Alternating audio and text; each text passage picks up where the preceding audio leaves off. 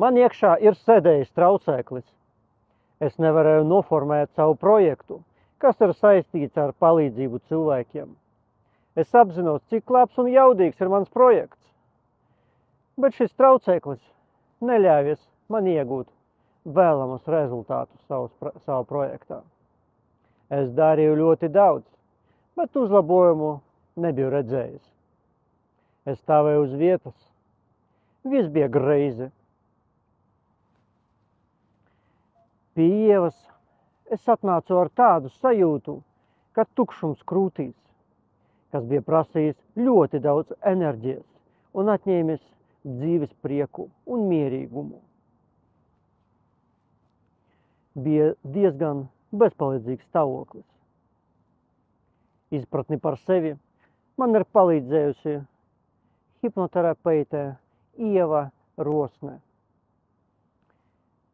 Un tā bija vientulība. Šis tukšums ir izveidojis 3 gadu vecumā, kad biju atstāts viens pats pie saviem vecākiem, bez mammas un tēta. Un man likās, ka esmu pamests. Es nodzīvoju ar šīm sāpēm visu savu mūžu.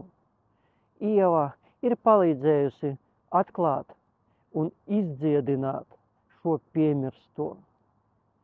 Pat nākamajā dienā es ieraudzīju, kas tieši man ir jāizdara savam projektam.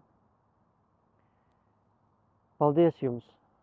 Es jūtos tagad pilnvērtīgs, izdziedināts, kā viens vesels.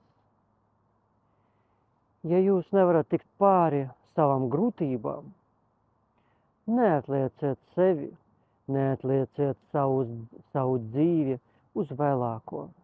Visu var atrisināt ar hipnoterapijas palīdzību. Ar jums bija Romāns no Rīgas.